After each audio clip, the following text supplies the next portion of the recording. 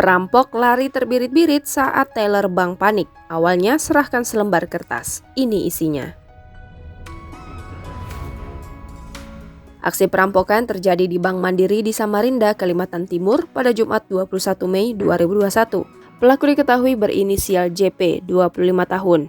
JP menyatroni kantor cabang Bank Mandiri di Jalan Kiai Haji Hasan Basri saat waktu sholat Jumat menggunakan sepeda motor. Motif pelaku, kata Sena, karena terlilit utang bank senilai 180 juta rupiah.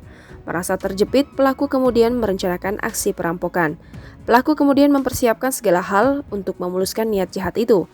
Dia menyiapkan senjata api mainan, bom rakitan mainan, kembang api 4 buah, 2 kertas bertuliskan nada ancaman, dan 1 tas miliknya. Barang-barang ini juga yang diamankan polisi saat pelaku tertangkap.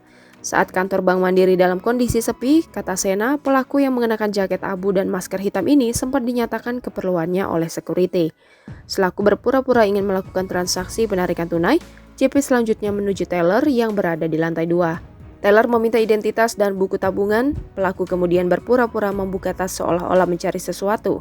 Tak lama berselang, pelaku mengeluarkan selembar kertas bernada ancaman disodorkan ke teller bank. Kertas itu tertulis, "Aku punya pistol dan bom, ikuti perintahku kalau mau masih ingin hidup.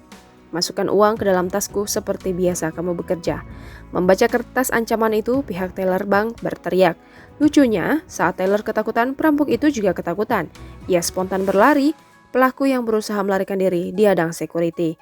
Keduanya sempat terlibat perkelahian hingga JP berhasil kabur dengan mendorong pintu kaca hingga pecah. Security bank dibantu warga akhirnya menangkap JP dan diserahkan ke Polresta Samarinda.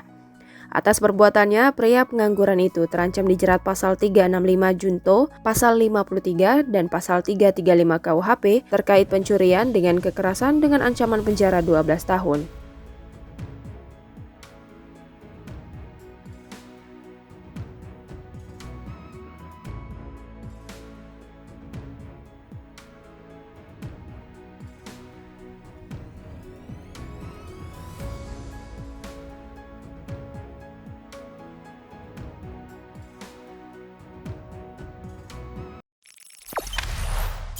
Jangan lupa subscribe, share, komen, dan like ya!